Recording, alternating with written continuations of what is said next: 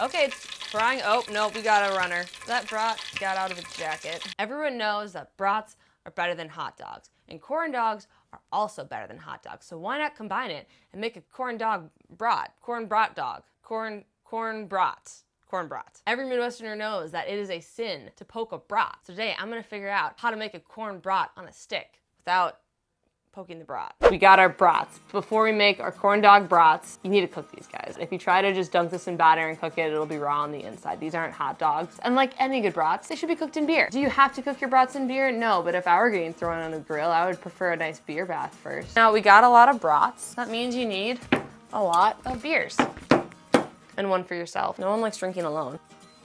Not even your brat. Now when you're cooking your brats in beer, some people think that you need to poke all these little holes in your brat so the beer can soak in. Your brat is filled with fat and flavor already. Your brat spot did the work of making the perfect brat. When you poke little holes in it, you're not letting the beer get in, you're letting all the juices get out. You cannot poke your brat. And I feel like this is how they teach sex ed in Wisconsin. Now I know it is a cardinal sin to poke a brat. My parents raised me right. But for explanation purposes, I'm gonna show you what happens when you poke your brat. And this doesn't do anything now, but wait until it hits the grill. For your beer brats, it's pretty simple. Throw in some onions, throw in your brats. Oh, this guy's popping out of his casing already. He's a little too excited to go in. That was kind of funny. And we've got our poked brat. Sorry, buddy. You need your beer. That was fun. Make sure your brats are covered in beer, but you don't want to waste the beer.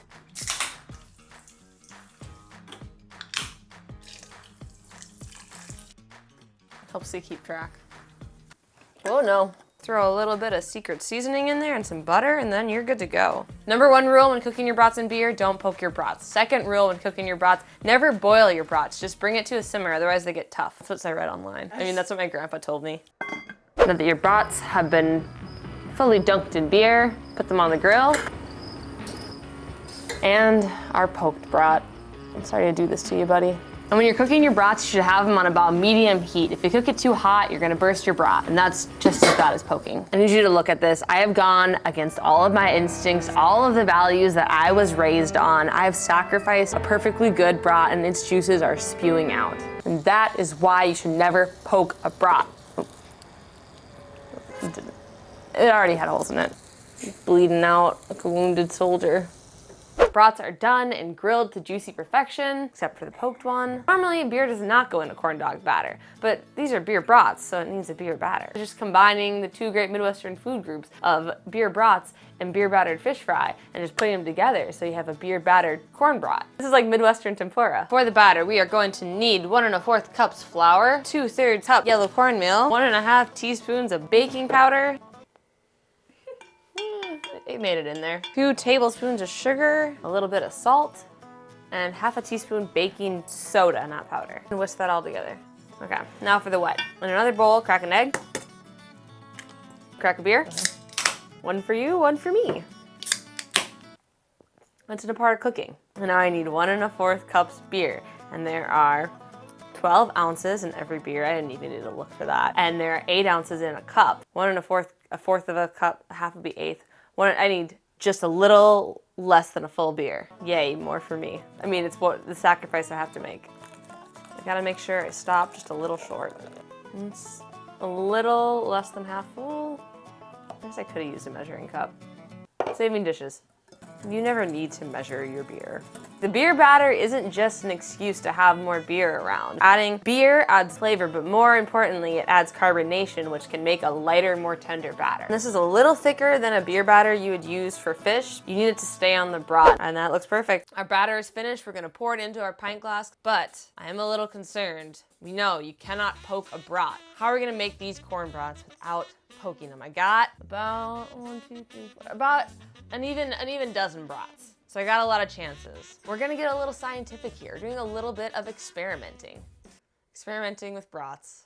First we got to pour batter into the glass so it's easier to dip. Now we're gonna heat up our oil for frying. While the oil's heating up, I gotta figure out how I'm gonna get these brats into corn brats without poking them. Because in order for it to be a corn brat, it's gotta be on a stick.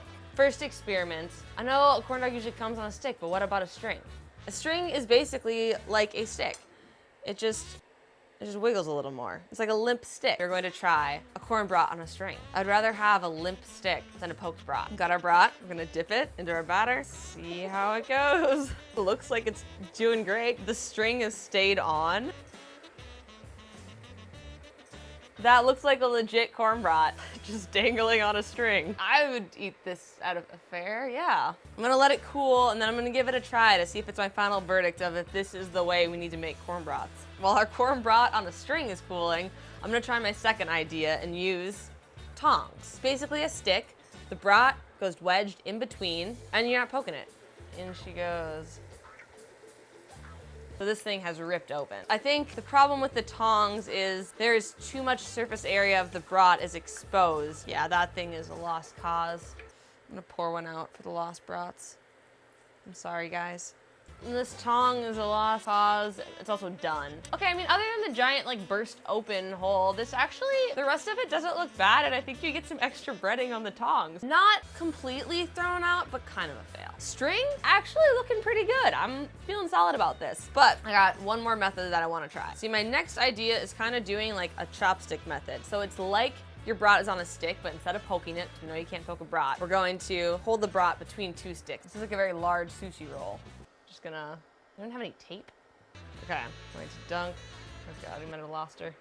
Can I get it out? Here we go. It's holding on better, but I think I might burn my hand. Okay, that fell off. But it's still, all hope is not lost. Okay, it's frying. Oh, no, we got a runner. That brat got out of its jacket.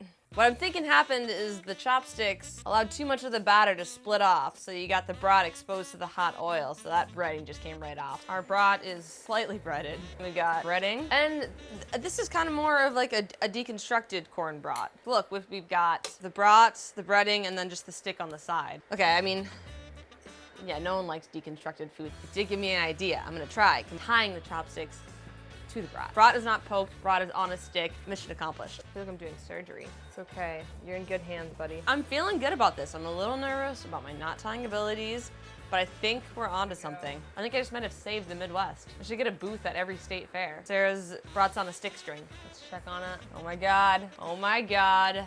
That is a beautiful corn brat.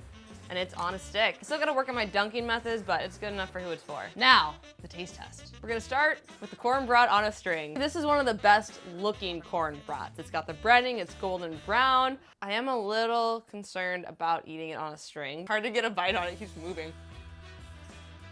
So flavor-wise, it has the taste of a corn dog and it has the juiciness of a brat that hasn't been poked, but practicality-wise of eating this, I think there's a reason we put foods on sticks and not strings, so I give the corn dog string brat a fail. Next up, our tong corn brat. So far, this is a lot easier to hold than the brat on a string. I got a nice hunk of kraut mustard on there, and let's give it a try.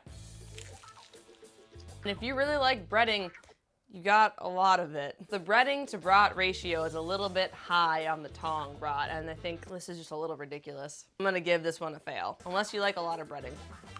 Now our deconstructed corn brat. This was the chopstick method. The brat fell right out of its breading, but see how it goes? So I think the stick, you just maybe hold it, and then we're gonna take a bite of the brat, and then a bite of the breading.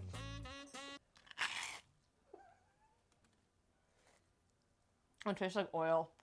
Just straight oil. I think it's a fail on flavor and a fail on function. Now, what I have the most hope for, our corn brat on a stick string, where the string is tied to the stick. Let's see how it goes. Dips, great. And that is a juicy corn brat. You do got a little more, you get a little more movement out of it, and the stick is kind of starting to slide down, but you're gonna eat it fast. I think we did it. We didn't sin, we didn't poke a brat, and we have made successfully a corn brat dog on a stick. Corn dog brat on a stick. You gotta just eat it fast. It's starting to slide. There.